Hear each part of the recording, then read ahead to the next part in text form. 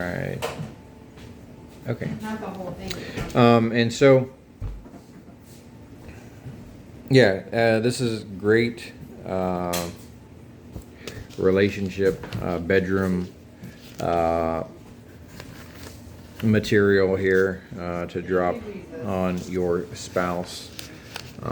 If you guys are looking to spice things up, I mean, the way that the author describes things like your hair is like a flock of goats. Use it. Yeah, it just does not get any more sexy than that, right? Mm-hmm. I tell my wife all the time that her hair looks like a flock of goats. Every day. So, anyways, let me, hey mom, let me get started. Like I said, this is a really long study today. So, man, it almost feels like we're going to cover the entire book of Song of Solomon today, but we're not. Actually, we might. Pretty close.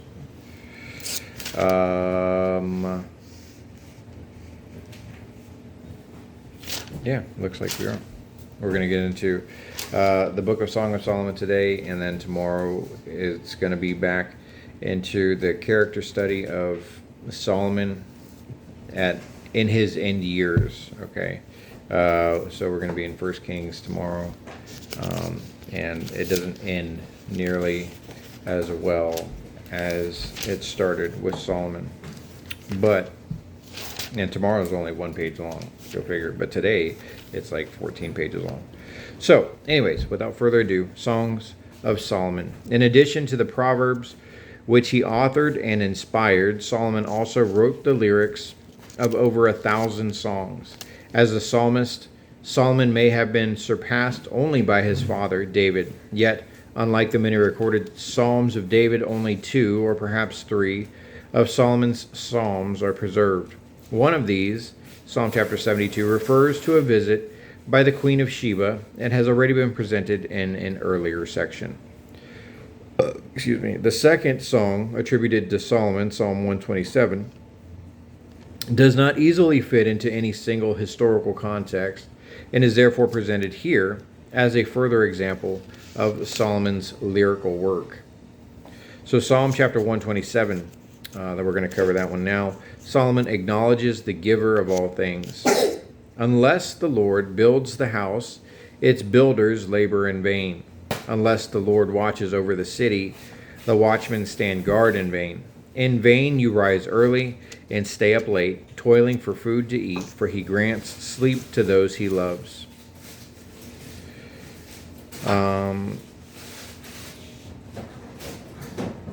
Sons are a heritage from the Lord, children a reward from him. I can attest to that. Like arrows in the hands of a warrior are sons born in one's youth. Blessed is the man whose quiver is full of them. They will not be put to shame when they contend with their enemies in the gate. Having a lot of sons, having a lot of children, hey Kenny, is a blessing. It's truly a blessing. And it's sad because today we live in a day and where society says, with abortion and, all those things that are going on, it's sad that anybody would choose to not just rob themselves of the blessing of that child, regardless of whatever situation they're in. They think that that's the best option. That's sad, right? Because we know that if given an opportunity, God can do anything, right? Including take a bad situation and make it something great with, an unwanted child even. But when you choose to abort a child, you're robbing yourself of that opportunity. You're robbing that child of an opportunity at life. And so it's sad because today, obviously, not just today, but all throughout history, people have not seen eye to eye with Scripture, or definitely not agreed with what God teaches us in His Word. But yeah, children are such a blessing. If you've never had them, I would recommend it. We would let you borrow ours, but I don't really like to do that. yeah, we would miss him too much because that's how much of a blessing he is. My older boys are grown, and they're still a blessing, and I do miss them, and I love them dearly. I think about them, and I pray about them, pray for them daily. It's dark in there, bro. But children, even when they're grown, are a blessing. Okay, and so even their teenage years, they can be a blessing. A little less so, probably. You really have to look deep for those moments, but they're there, and they're a gift from God. So, anyways, another special collection of lyrics, which may also be Solomon's work, is included at this time. The collection is known in most English versions as the Song of Solomon, and in the Greek as the Song of Songs. The title, Song of Songs, would suggest acceptance of the song as the most beautiful of all the songs or psalms.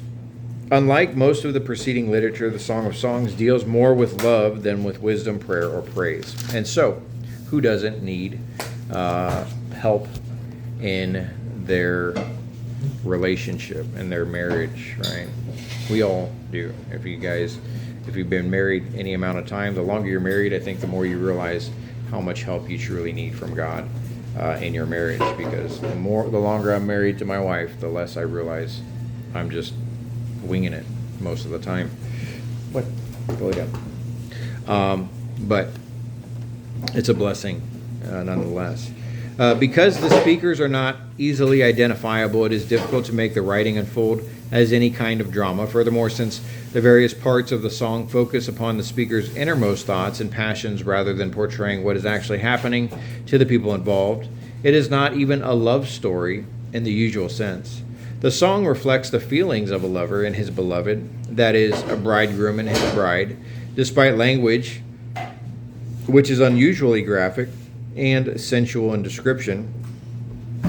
There is no hint of improper lust. So this is a clean romance here. Isaiah, she's fine, or he's fine. If he wants to eat the dog food, he's fine. At least he's not bothered. Isaiah, leave it. Do you need to go to bed? Okay.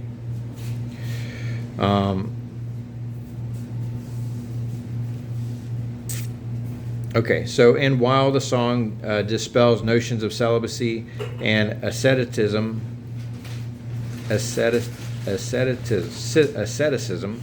as an ideal, it does not presume sexual relations outside a marriage relationship. That's important. On its face, the Song of Songs is a beautiful and striking statement about human love. It suggests that all life, including human sexuality, is holy because God has created it. There is in the song a celebration of life simply for its own beauty and experience, although the writing itself makes no reference to history, purpose, religion, sin, salvation, or even God himself. Many have seen in its celebration an allegory representing the love relationship between God and man. For many Jews, it presents God as the lover and the nation of Israel as the beloved. With the coming of the Messiah, it will be seen by many as an allegory of Christ and his church. Whatever else its purpose may serve, the Song of Songs expresses unrestricted joy in a relationship of love.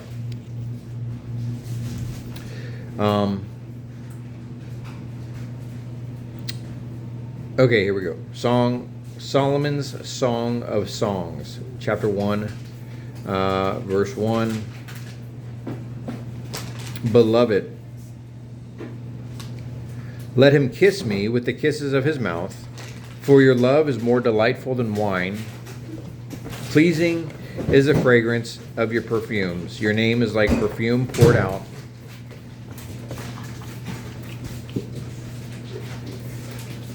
No wonder the maidens love you. Take me away with you. Let us hurry. Let the king bring me into his chambers. We will rejoice and delight in you. We will praise your love more than wine.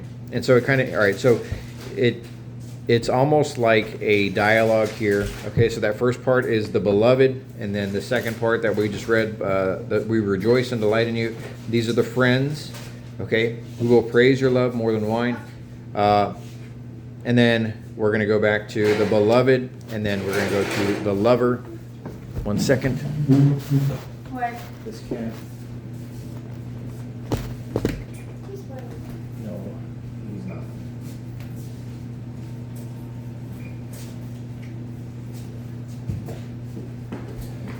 All right. Sorry about that.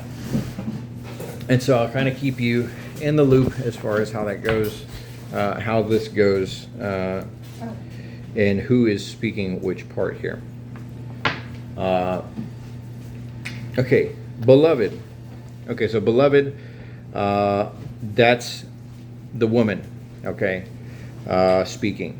Let him kiss me with the kisses of his mouth. Don't get this confused. Okay, this is not a man and a man or a woman and a woman. This is a husband and a wife, man-woman type relationship, with some friends interjecting here sporadically.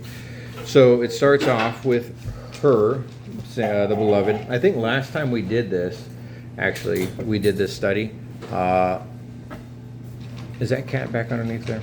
Huh? I think the last time we did this study, I had my wife No. do the beloved part, and I did the lover part. Lover. Because that's just me. I'm a lover, not a fighter. My wife's laughing for some reason. So anyways, okay, so all right, so now the beloved, the woman speaking here. How right they are to adore you. She's speaking about all the people. They just adore her husband, her man, because he's just amazing.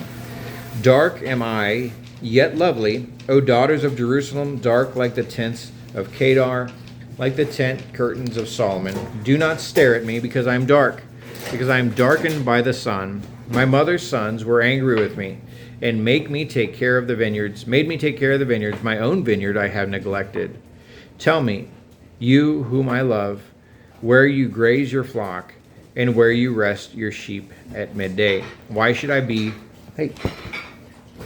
Sorry.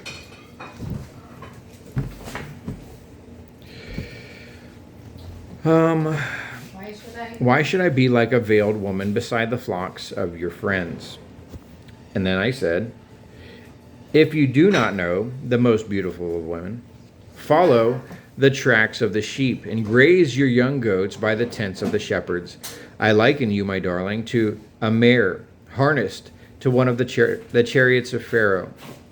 Your cheeks are beautiful with earrings, your neck with strings of jewels. We will make you earrings of gold studded with silver. And he likened, so remember here, Solomon, his first wife, was the Pharaoh's daughter. If you remember that was like one of the first things he did when he became king, was marry the Pharaoh's daughter. Basically made allies with Egypt. And from what we know, the entire length of his reign, the people of Israel were basically at peace, right? It was a very peaceful and prosperous times that they lived in, which is like unheard of for the people of Israel. Even today, they're not at peace, right? So for the length of him as king, they were at peace. God blessed them with that, okay, because Solomon was responsible for building the temple to God. God came to him in a dream and offered him anything that he wanted. He asked God for wisdom above all things. God gave him wisdom, and he gave him riches, wealth, and I think part of that wisdom that God gave him was him putting some of that wisdom to use was when he chose to marry the princess of Egypt, the Pharaoh's daughter, and make Egypt an ally, because at that time Egypt was one of the most powerful nations in the world, right? And so, so here he is. It's possible that the beloved in this is, in fact, the princess of Egypt that he had married, his wife, because it talks about her having darker skin, and he kind of likens her to a mare harnessed to one of the chariots of Pharaoh. Right, that would have been her dad. And so, just me thinking out loud here, and I really don't have the time to do that because I forgot this is really, really long. So, all right, next, she says, while the king was at his table, my perfume spread its fragrance. My lover is to me a sachet of myrrh resting between my breasts. My lover is to me a cluster of henna blossoms from the vineyards of En-gedi. And then I said, how beautiful you are, my darling. Oh, how beautiful. Your eyes are doves. And then she said, how handsome you are, my lover. Oh, how charming. And our bed is verdant. And then I said, the beams of our house are cedars. Our rafters are firs. And then she said, I am a rose of Sharon, a lily of the valleys. And then she says, like a lily among thorns is my darling among, I said, he says, I won't say I said, he says, like a lily among thorns is my darling among the maidens. And then she says, like an apple tree among the trees of the forest is my lover among the young men. I delight to sit in his shade, and his fruit is sweet to my taste. He has taken me to the banquet hall, and his banner over me is love. Strengthen me with raisins, refresh me with apples, for I am faint with love. His left arm is under my head, his right arm embraces me. Daughters of Jerusalem, I charge you, by the gazelles and by the does of the field, do not arouse or waken love until it so desires. Listen, my lover, look, here he comes, leaping across the mountains, bounding over the hills. My lover is like a gazelle or a young stag. Look, there he stands behind our wall, gazing through the windows, peering through the lattice. My lover spoke and said to me, arise, my darling, my beautiful one, and come with me. See, the winter is past, the rains are over and gone. Flowers appear on the earth.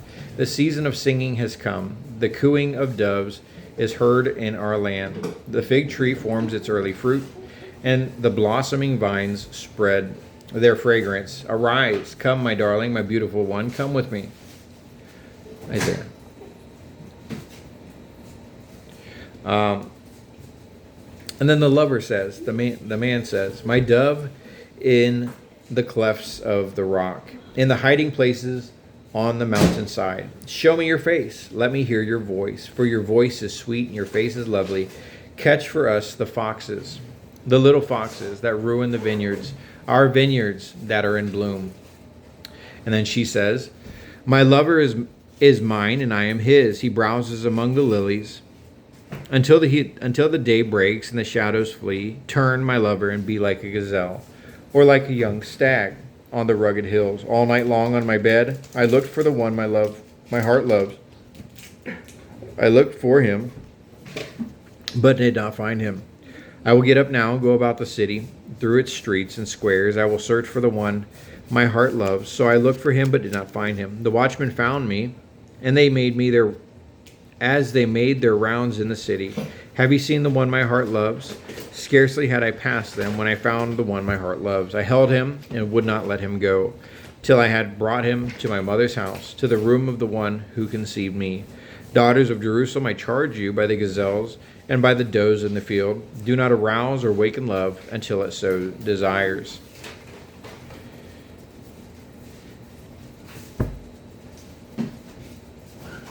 Excuse me.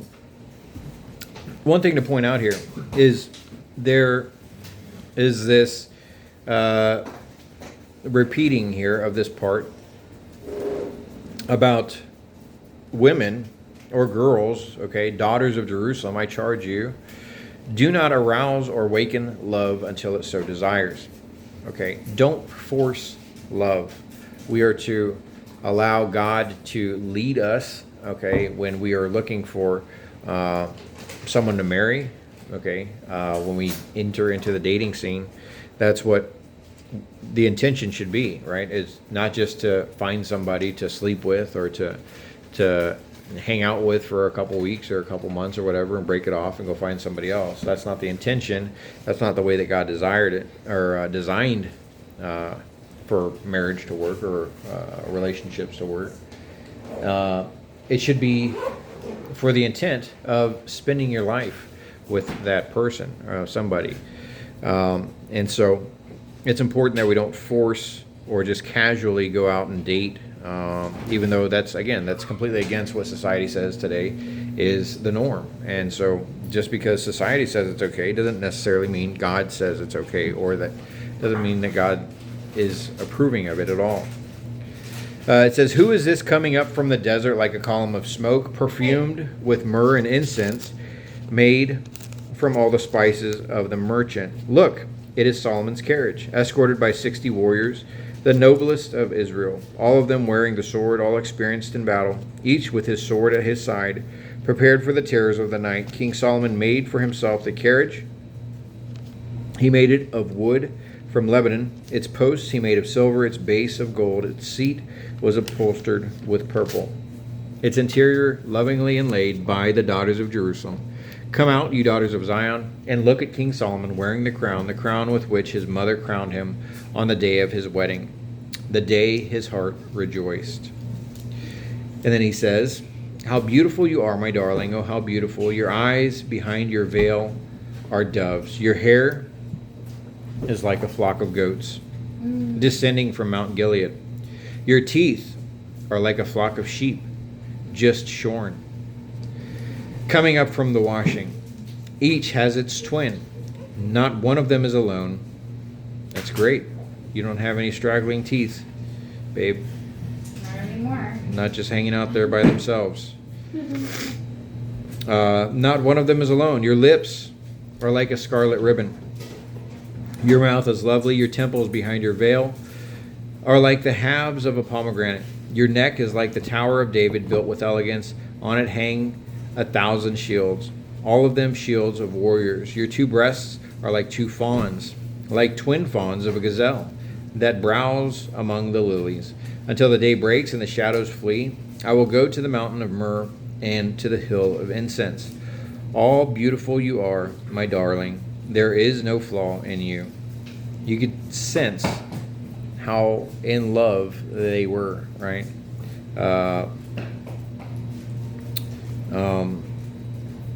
"Come with me from Lebanon, my bride. Come with me from Lebanon.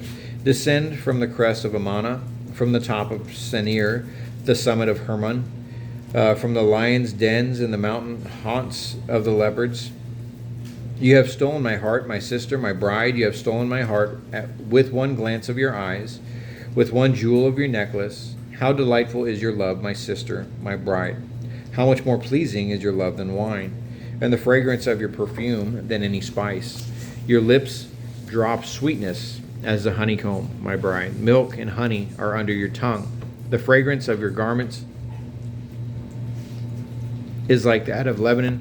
You are a garden locked up, my sister, my bride. You are a spring enclosed, a sealed fountain. Your plants are an orchard of pomegranates with choice fruits, with henna and nard and saffron, calamus and cinnamon, with every kind of incense tree, with myrrh and aloes, and all the finest spices. You are a garden fountain, a well of flowing water streaming down from Lebanon."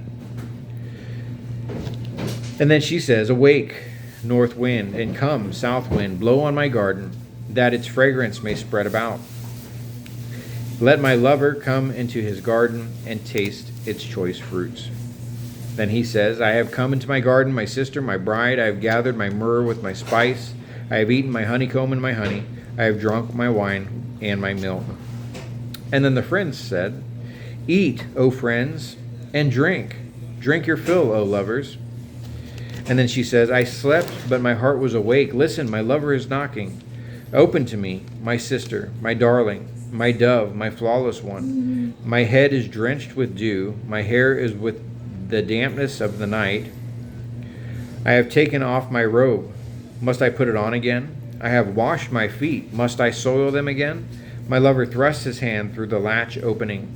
My heart began to pound for him. I arose to open for my lover, and my hands dripped with myrrh, my fingers with flowing myrrh on the handles of the lock. I opened for my lover, but my lover had left. He was gone. My heart sank at his departure. I looked for him, but did not find him. I called him, but he did not answer. The watchmen found me as they made their rounds in the city. They beat me. They bruised me. They took away my cloak. Those watchmen of the walls. O daughters of Jerusalem, I charge you, if you find my lover, what will you tell him? Tell him I am faint with love. Then the friend said, how is your beloved better than others, most beautiful of women? How is your beloved better than others, that you charge us so? And then she says, my lover is radiant and ruddy, outstanding among 10,000. His head is purest gold. His hair is wavy and black as a raven. His eyes are like doves by the water streams, washed in milk, mounted like jewels. His cheeks are like beds of spice, yielding perfume. His lips are like lilies, dripping with myrrh. His arms are rods of gold, set with chrysolite. His body is like polished ivory, decorated with sapphires. His legs are pillars of marble set on bases of pure gold. His appearance is like Lebanon, choice as its cedars. His mouth is sweetness itself. He is altogether lovely. This is my lover. This is my friend, O daughters of Jerusalem. Then the friend said, where has your lover gone, most beautiful of women? Which way did your lover turn, that we may look for him with you? She said, my lover has gone down to his garden, to the beds of spices, to browse in the gardens, and to gather lilies. I am my lover's, and my lover is mine. He browses among the lilies. It seems that she has lost her husband, or her lover. And I don't know if this is true or if this is just my assumption, but we know that Solomon had many, many wives and many, many concubines. So is it possible that one of these times where she's up looking for her lover because he's not in bed, he is out with another woman? I don't know. That's sad. Yeah, it's sad to think about. But let's continue on. Chapter 6, verse 4. That's where we're at. He says, you are beautiful, my darling, as Tirzah, lovely as Jerusalem, majestic as troops with banners. Turn your eyes from me, they overwhelm me. Your hair is like a flock of goats descending from Gilead. There it is again. Your teeth are like a flock of sheep coming up from the washing. Each has its twin, not one of them alone. Your temples behind your veil are like halves of pomegranate. 60 queens there may be, and 80 concubines, and virgins beyond number. But my dove, my perfect one, is unique, the only daughter of her mother, the favorite of the one who bore her. The maidens saw her and call her blessed. The queens and concubines praised her. Who is this that appears like the dawn, fair as the moon, bright as the sun, majestic as the stars in procession? I went down to the grove of nut trees to look at the new growth in the valley, to see if the vines had budded or the pomegranates were in bloom. Before I realized it, my desire set me among the royal chariots of my people. Then the friend said, come back, O Shulamite. Come back, that we may gaze on you. And then he says, why would you gaze on the Shulamite as on the dance of Mahanaim? How beautiful your sandaled feet, O prince's daughter. Your graceful legs are like jewels, the work of a craftsman's hands. Your navel is a rounded goblet that never lacks blended wine. Your waist is a mound of wheat encircled by lilies. Your breasts are like two fawns, twins of a gazelle. Your neck is like an ivory tower. Your eyes are the pools of Heshbon by the gate of Bath Rabbim. Your nose is like the tower of Lebanon. What a nose! Looking toward Damascus. Your head crowns you like Mount Carmel. Your hair is like royal tapestry. The king is held captive by its tresses. How beautiful you are and how pleasing, O love, with your delights. Your stature is like that of a palm, and your breasts like a cluster of fruit. I said, I will climb the palm tree. I will take hold of its fruit. May your breasts be like be like the clusters of the vine, the fragrance of your breath like apples, and your mouth like the best wine. And then she said, may the wine go straight to my lover, flowing gently over lips and teeth. I belong to my lover, and his desire is for me. Come, my lover, let us go to the countryside. Let us spend the night in the villages. Let us go early to the vineyards to see if the vines have budded and their blossoms have opened. If the pomegranates are in bloom, there I will give you my love. The mandrakes send out their fragrance, and at our door is every delicacy, both new and old. I have stored up for you, my lover. If only you were to me like a brother who was nursed at my mother's breast, then if I found you outside, I would kiss you, and no one would despise me. I would lead you and bring you to my mother's house, she who has taught me. I would give you spiced wine to drink, the nectar of my pomegranates. His left arm under my head, and his right arm embraces me. Daughters of Jerusalem, I charge you, do not arouse or awaken love until it so desires.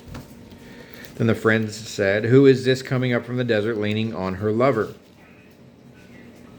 She says, under the apple tree I roused you, there your mother conceived you. There she who was in labor gave you birth. Place me like a seal over your heart, like a seal on your arm, for love is as strong as death, its jealousy unyielding as the grave. It burns like blazing fire, like a mighty flame. Many waters cannot quench love, rivers cannot wash it away. If one were to give all the wealth of his house for love, it would be utterly scorned. Then the friend said, we have a young sister, and her breasts are not yet grown. What shall we do for our sister, for the day she is spoken for? If she is a wall, we will build towers of silver on her. If she is a door, we will enclose her with panels of cedar. And then the beloved says, I am a wall, and my breasts are like towers. Thus I have become in his eyes like one bringing contentment. Solomon had a vineyard in Baal-Hamon. He let out his vineyards to the tenants. Each was to bring for its fruit 1,000 shekels of silver, but my own vineyard is mine to give. 1,000 shekels are for you, O Solomon, and 200 are for those who tend its fruit. And he says, you who dwell in the gardens with friends in attendance, let me hear your voice. And she says, come away, my lover, and be like a gazelle or like a young stag on the spice-laden mountains. All right, there we have it. The Songs of Solomon in a nutshell. Actually, all just straight through. Nailed it, killed it. Hope you guys got a lot out of that. I'm not going to break it down for you. You guys kind of get the idea of... Talk to your wife like you love her or you're interested in her. Yeah. Or vice versa. Yeah. Don't lose. And we can go through that and read through it and kind of joke about it, right? And some of it's like it's pretty out there, but it's important that you don't lose that fire, that Your eyes look like mice eating back at me. Yeah. You might want to practice some lines, before you deliver them. Unless you're just going to go straight out of the Bible, then you can't really go wrong. But yeah, maybe run them by some close friends that can kind of give you an advice if they think that might go well or not, or just say them out loud, like in private. I'm like, yeah, she might like that. She might like it if I call her or tell her hair looks like a flock of goats. Or my teeth. Look like a flock of sheep. Like a... Freshly shorn sheep. Yes. Not a single one by themselves. Yes. Yeah. So yeah. That's all. Husbands and wives, let's all practice speaking more lovely to our spouses. So that's all I got. Perfect timing. Yeah, perfect timing. All right, let me pray. Heavenly Father, we thank you for today. Father, we thank you. I thank you for my wife. I thank you for the blessing that she is, not just as my wife, but as my best friend and the mother of our son, I'm so grateful for you blessing me with her in my life. I pray that you just help me to be the husband that she needs, the husband that you need me to be for her, the strong leader, the godly leader, the protector, and the lover that she needs, Father. Because that's how you created us, Father, and that's how you created marriage, and so I pray that you just help us to glorify you and honor you in our marriage, and the way that we love each other, the way that we speak to each other, the way that we treat each other. Help us to continue to put forth effort every day, more and more, Father, so that we can grow more and more in love with each other and in love with you. And so I pray that you just help us to always keep you first and always keep you at the center of our marriage, Father, so that we can, so that we know that we are in your will, so that we know that we are doing it right, Father, because that's who you are. You are our leader. You are our God. You are the one that we learn from. You're the one that teaches us, and I pray that you just help us to never forget that and never take our eyes off of you and each other. And we love you. Thank you. In Jesus' name I pray, amen. All right, thank you guys for joining us, and we'll see you tomorrow.